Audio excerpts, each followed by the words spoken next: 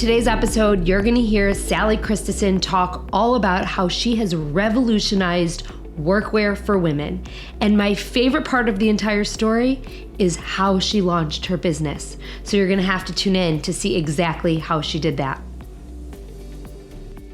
Welcome back to another episode of Dear Found Her. I'm so excited about today's guest because in just a few minutes, I can tell already that she is very much on board with community and mission the same way that I am. And I know all of you guys know how important that is to me. And it's something that I drill into your heads week after week. So to have a founder here who shares that excitement makes me so happy. So Sali Christeson, founder and CEO of Argent, thank you so much for being here. I am so excited to hear your story.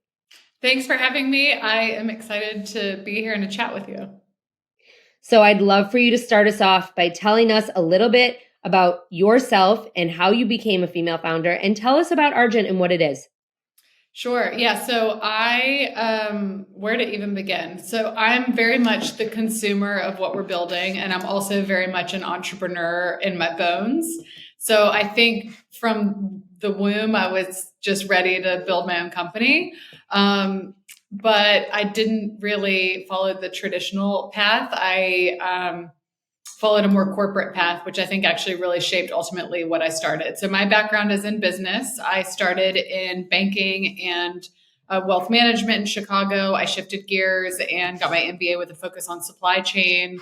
I ended up taking that into a job at Cisco. They had a leadership rotational program for MBA students, which I signed up for, which was excellent from a learning perspective. And then joined cloud at Cisco. And so across all of my experiences, what was like this glaring white space was the professional workwear. And it's so simple. And I never thought I would actually go after starting a company in apparel. It's actually like the opposite of what I wanted to do. But it was just this persistent and shared pain point across every peer group that I worked with. And all of these industries and all of these environments were calling for different dress codes. And yet no one was really establishing what that dress code was or should be, or making it easy for these women. And so I, in 2015, was working at Cisco, read a study that showed that women are judged based on appearance, and they quantify the impact of what you wear on your bottom line over your lifetime. It's quite significant. And so I just quit my job immediately with the mindset of what's the worst that could happen, and I'll learn and grow from this. And worst case scenario, I'd pivot back into corporate America. So to go back to why I followed a more traditional corporate path into entrepreneurship, that's just who I am and how I learned. So I needed that context and experience. I felt like to really de-risk starting my own company and set myself up for what I felt like was success. And I learned a lot from doing that. And then with Argent, our goal is to be a one-stop shop for women across all industries, backgrounds, for career, and to deliver product that really doesn't and didn't exist. So functional, quality, stylish, versatile is a huge piece of it, comfortable, workwear that just streamlines the day-to-day. And from a mission perspective, it's about removing barriers for women and giving them tools to optimally navigate their careers. And it's about visually pulling professional women into all the storytelling and really modeling them in a way that inspires the next generation of builders. I love it. You see me furiously writing notes, which I'm saying because I want everyone to know how many questions I have. You said something that is actually my litmus test. And my litmus test for anything, and I share it here all the time, is what's the worst that can happen? And I always say, you have to, I think the biggest question entrepreneurs ask me, and I'm sure you get this a lot too, is when did you know to quit your job? And either you get like me, which I worked a little bit and was a founder for a little bit until I realized that I had to pick one or the other. And I asked myself, what's the worst that can happen? And you are the other end of the spectrum where you were like, I'm going to quit. What's the worst that can happen? So when you quit, my question for you is, what did you do? I mean, you quit. And I think that's a big line drawn in the sand. And I think a lot of founders are like, I don't know when to make that decision.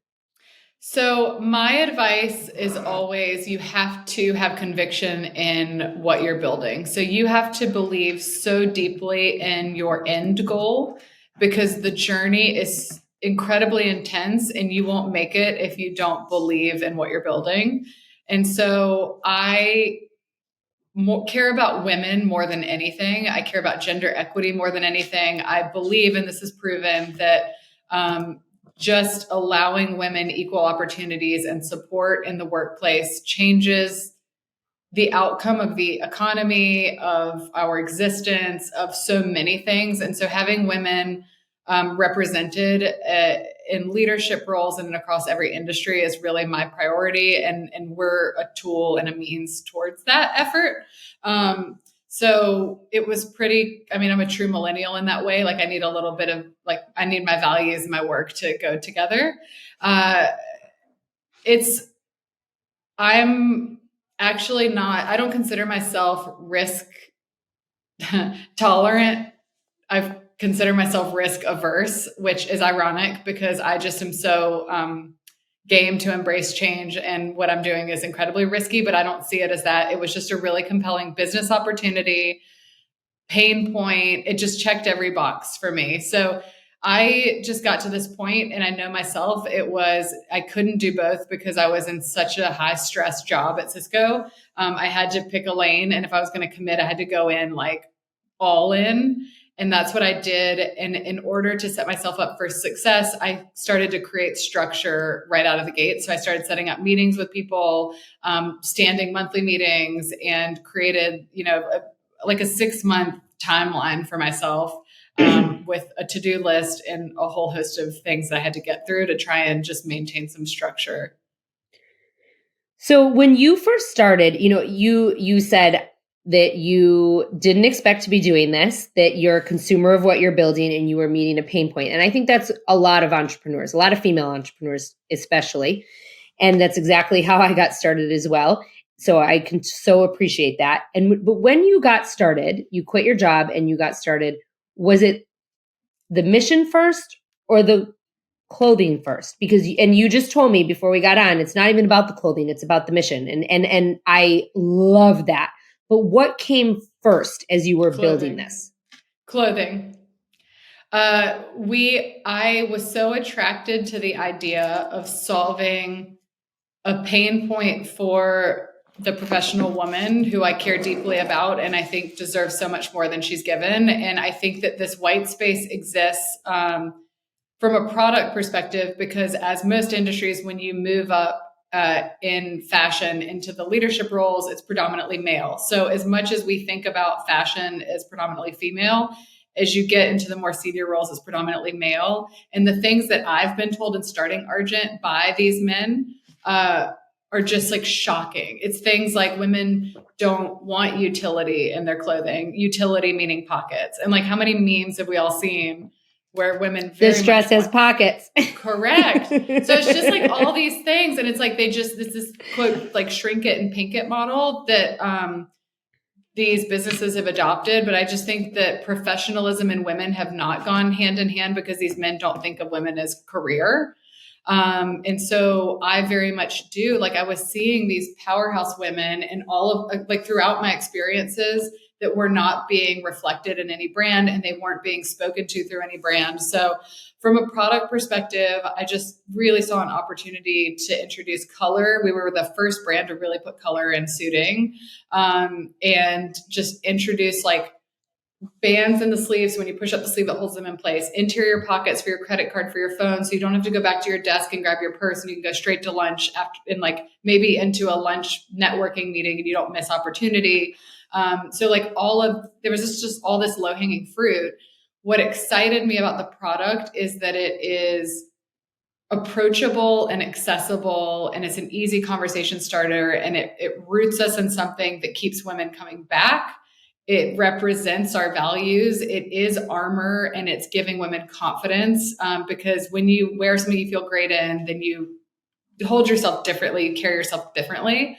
And so I think the first few years we were really in service of the individual and trying to iterate on the product because it's critical to our success. Sorry, because it's critical to our success. There we go.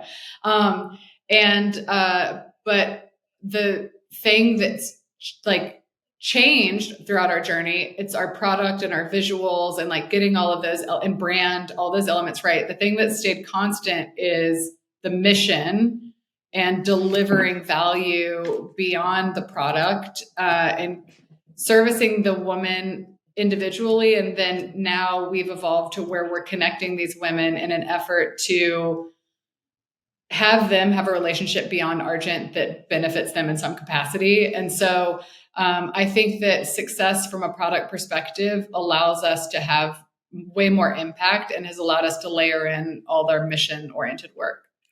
So let's talk a little bit about that. What are some of the things that you guys do at Argent to walk the talk? I think like it's one thing, right, to you have a mission and obviously you are delivering that mission and you have this amazing product line, but what are some of the things that you do to actually deliver on that? Yeah, I mean, the list is and long. I know there's a lot. I'll speak to a couple of things. So our editorial arm is something that I'm really proud of.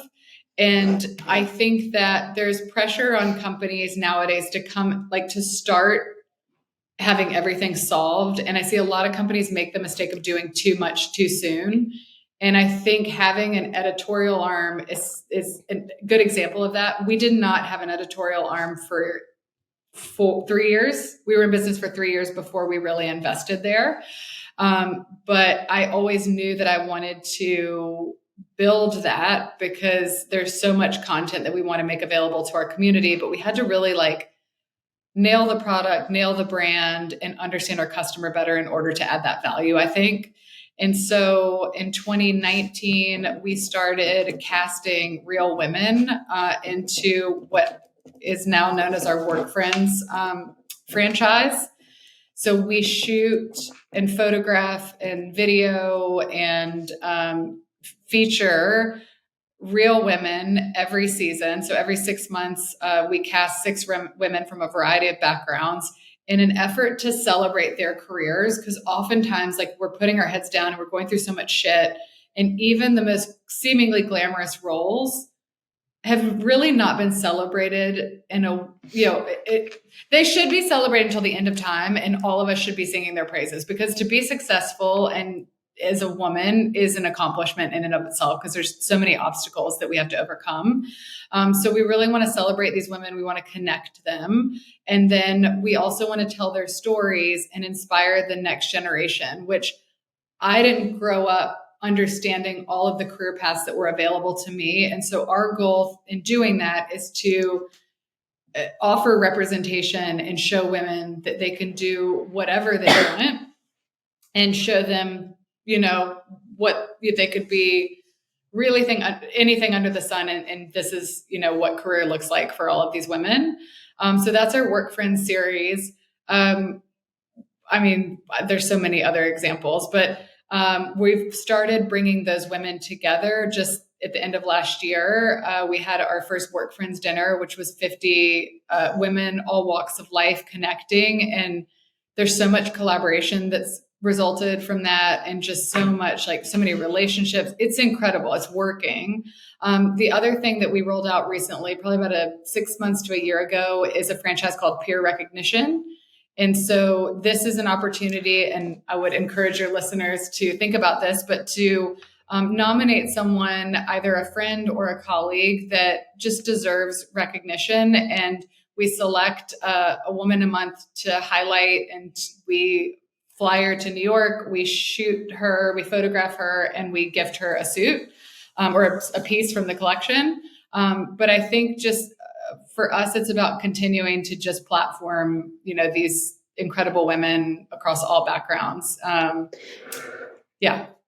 So I started with the mission because I think that it's so important for our listeners to know and to understand that you're not just a clothing company.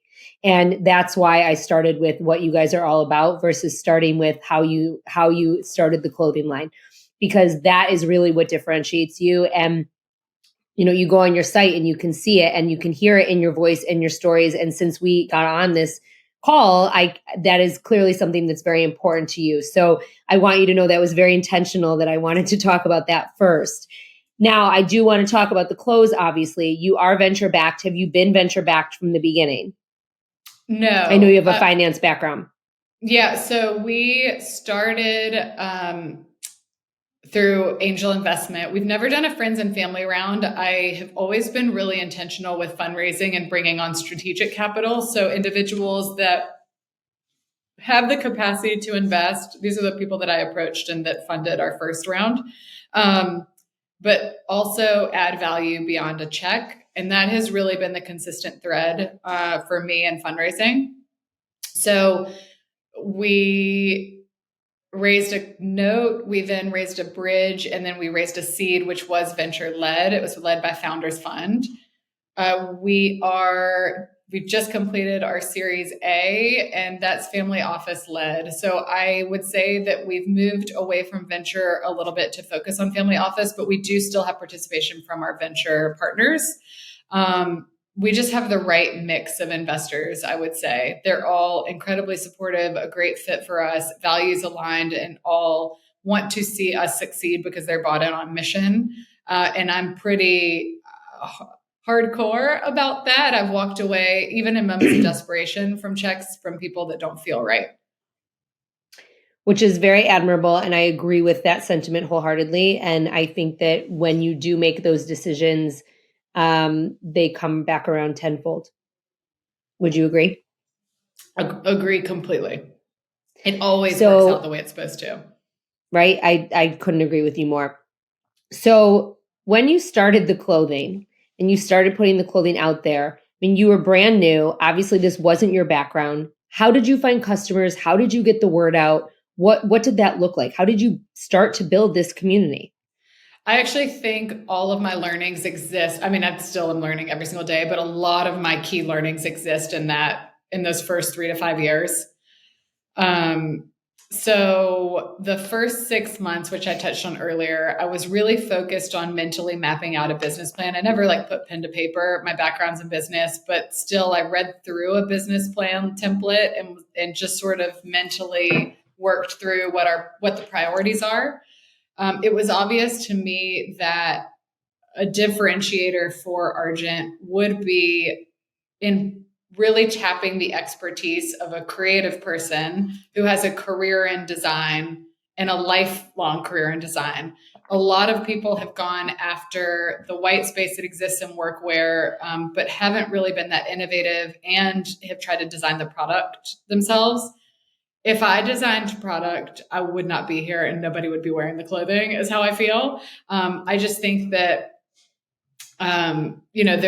there are these incredible creatives and designers. And so I always knew that having creative representation in the company was critically important. So that was the first role that I hired for, was a creative director, designer, all the things. And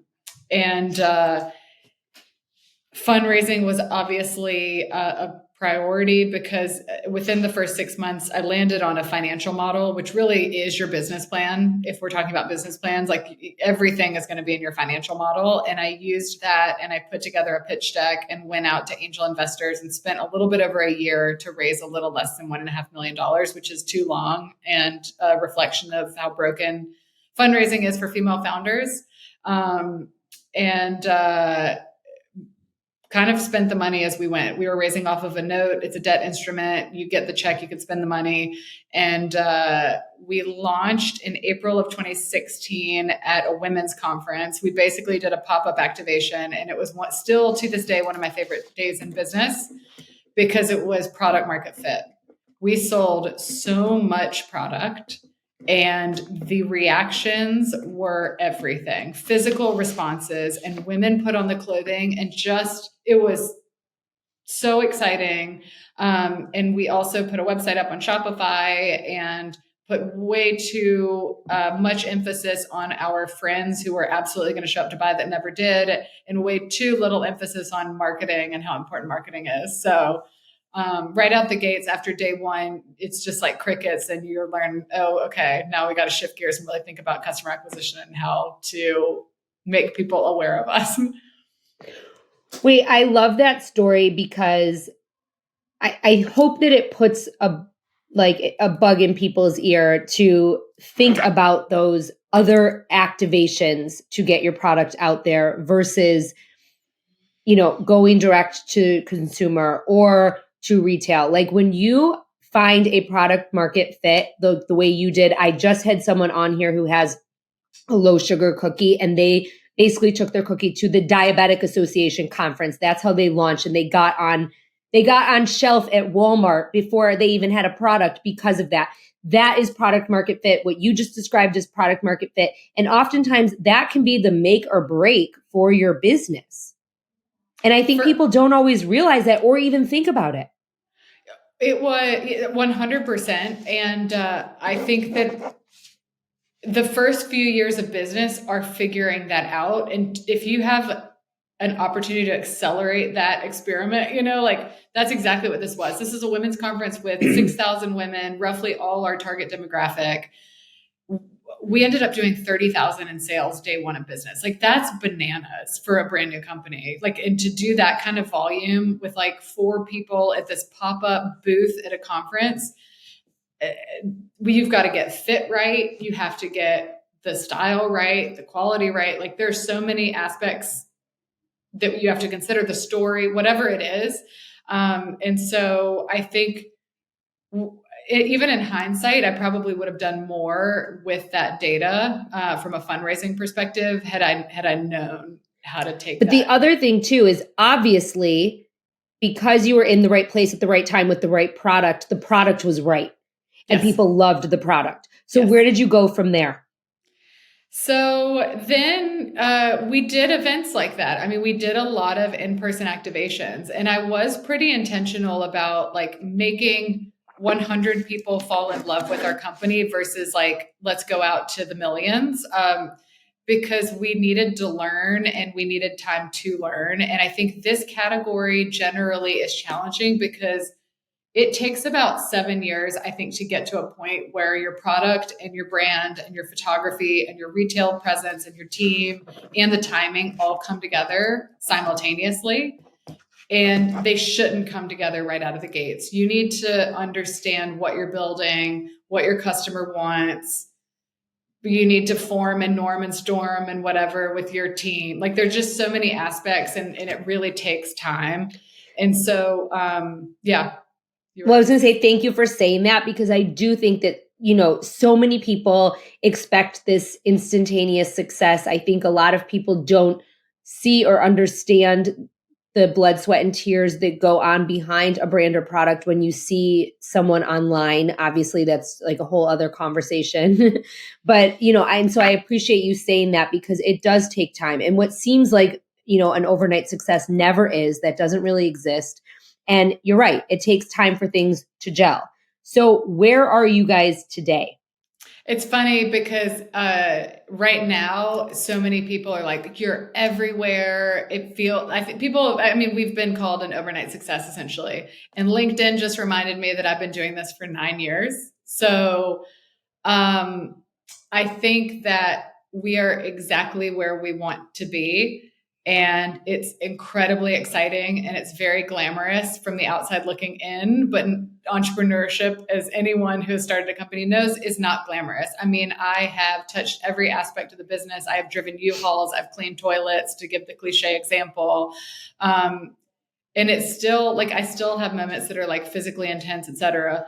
We're scaling now. I mean, COVID was hard for us. I'm sure. It was a really exciting opportunity for us to look inward and think about mission. And we ended up launching and running a viral campaign in 2020 that gave us a lot of like energy and momentum and fulfillment and excitement. And then 2021, we were really strategizing post-COVID and how do we come out of this? Because my thesis was that there would be delayed consumerism. We would all be going back into the office and we'd all be generally unhappy with our options and in a competitive landscape that's completely wiped out, and that all of those things turned out to be true. So we are scaling, and I've never been busier in my life. And this is a different kind of busy than the COVID days. And it's really exciting. And it's a different kind of challenge than I've ever experienced. We're just trying to keep up and to grow at a healthy pace. I would love for you to paint us a picture as to how much you have grown and how much you've grown since you started. It's not linear at all. So, very obvious in 2016 when we launched, this was an underserved market. 2017, one of our earliest, most vocal supporters was Secretary Hillary Clinton, and a lot of celebrities. And we were growing at a healthy clip. I don't even remember, but it was probably like 2 to 3x growth year over year, which is really like pretty fast in this industry. It's about the healthiest growth you can do. 2020, it was just booming as the economy and most industries were. So the first few months of 2020, we were doing incredibly well. And then mid-March, everything just crumbled. So we went to $0 days pretty much overnight. And super majority of the campaign that I mentioned, we pretty much made our year in one day that year because our campaign went viral. And so in October, we sold out of every hot pink suit that we had. And it was really exciting. But from a financial perspective, it really allowed us to survive. And in 2021, we saw a bit of a return. We probably saw about 2x growth from 2020. 22, we saw about 3x growth. 23, 3x growth. 24, we're looking at 3 to 4x, which is just amazing. Bonkers. Part of what I just want to say in response to this to everyone who just listened to Sally is know your numbers because Sally just rattled off her numbers without rattling off her numbers. And that is something that I know I tell founders all the time. I'm sure you do too, but know your numbers and know and understand your growth. And Sally just did that without even looking at anything. And I'm sharing that for those of you who are listening, not watching. So that was an aside. You mentioned the celebrity piece of this. How did you tap into that? Was that something that happened very naturally, or was that something that was a sought out initiative? It's funny when you start something, you're selling a vision and you need people to say yes to that vision in order for it to become a reality. And so from day one, what I have wanted to do is bring together women across all backgrounds, age groups, and industries that would not connect otherwise. And in order for that to be successful, I needed everyone to say yes. Investors, team members, customers, celebrities, influencers, everyone. And I think in order to do that, like, you have to deliver value to them. And so I think we're solving a very real need for our customer base. Like, Hillary Clinton's actually a really good example. She's been on the record as complaining about the fact that there is no function in women's clothing. She has multiple phones that she's trying to carry.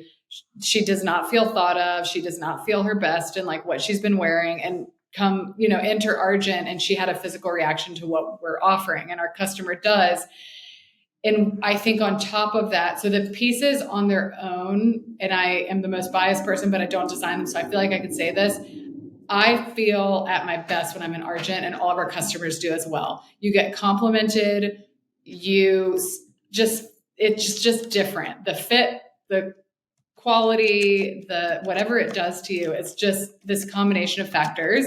And on top of that, the biggest thing that I think is working is values alignment. So we're very, very unapologetic about our support of women. And we will show up for women every single day of the week.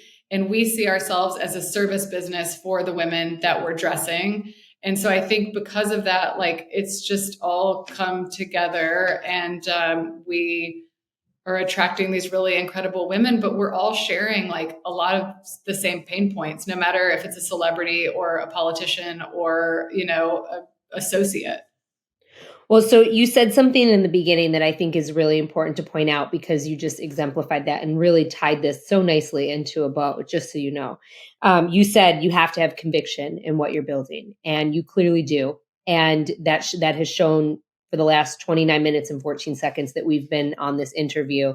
And I think that what you're building is amazing and needed. And you believed in it so much that even during the time of COVID, when no one was even getting dressed, this still was a success. You were still able to put something together to make it work and to come out the other side. So I just want to say, before I ask my last question, bravo to you, because it's really amazing what you've done, and kudos to you. Thank you. Thank you. And you should be really proud of yourself.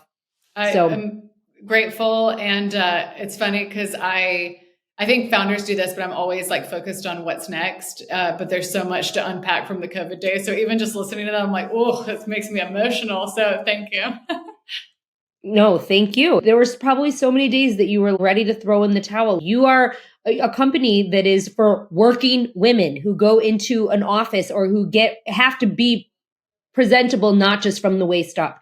And so, I think it's important to point that out, because you really weathered the storm and you weathered it beautifully. I think I get asked this a lot, but I do have the coolest job in the world. I also have such a hard job, but we are front row seat to incredible, remarkable women. And every single day we're reminded of like why that's important to them. I get pictures every day. We get posts. We just get so much like feedback. And there are so many days where I've wanted to throw in the towel, and every founder has those days. Or we have hard days where it's like everything just seems to be like going against us. And on those days, I just opt out and like go watch Netflix, So it's just a really weird journey. But for me, whenever I'm feeling that way, I just touch down into our community. I'll even go to the store and just sell, because to be customer facing and reminded of like how incredible and remarkable women are and like what we're providing to them is all I need. Like, it's such a great kick in the pants. So that's sort of my advice is like, one, it's fine to just tap out and take however much time you need. And two, always plug back into your end customer as a way to like refuel. Yeah. You see me smiling when you're saying that. And I just shared with you before we hit record that I had a event this morning with 70 female founders and small business owners. And that's why I am smiling, because there is nothing greater than being in a room with, a lot of those women are my clients too. They're like in my group mentorship, and just being with the end user and hearing their reaction to what's going on in the room. And I walked in today after a real long week, and it was a really great reminder of why I do what I do every day. So thank you for saying that. And on that note, I want to wrap up with the same question I ask everyone at the end. And that is, what are 3 actionable tips that you would tell a female founder who's just getting started? One is awareness. And so do research as much as possible on both the industry that you're contemplating starting a company in, but I think moreover, it's important to look at the stats around female founders and the bias that exists, and to sort of do your homework. I think generally speaking, awareness is really critical in being armed with information. There is so much gender inequity, and the only way that you can navigate it is if you see it coming from pretty far out. So I think just like talk to founders, talk to VCs, do a little bit of homework until you totally go all in.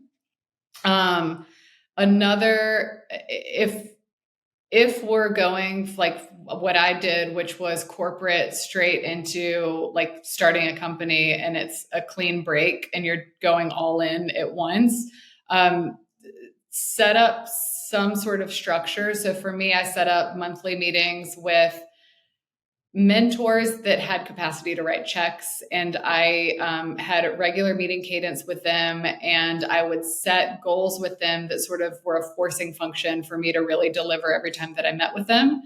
And eventually those turned into our first angel investors.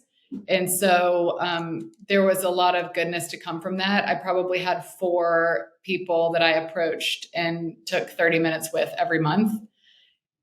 And then the third is, and it's so basic, but same thing, it's what I did, read a business plan template. And I don't think writing a business plan is worth anyone's time personally, but look over it and make sure that you're thinking about all aspects of the company that you're seeking to start. And it's also a great way to uncover any blind spots that you might have, or any potential pitfalls, that might exist within the idea. So those are my 3. Sali Christeson, founder and CEO of Argent, thank you so much for being here, for sharing your knowledge and your incredible story with us. I'm so excited to continue to watch you flourish. Thank you for having me. It's been a lot of fun. I hope that you enjoyed listening to Sali's story today as much as I loved talking to her about it. In case you're new around here, we close out every episode of Dear Found Her with our number 1 takeaway from our conversation. My takeaway from Sali today is to think of the out-of-market ways that you can launch your business. Where's your community? What are the obvious ways that you can reach them that you may not be thinking of?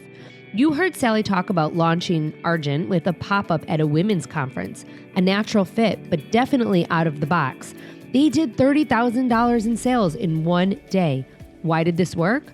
Well, she had the right product for the right people at the right moment, and the community at this event went crazy for it.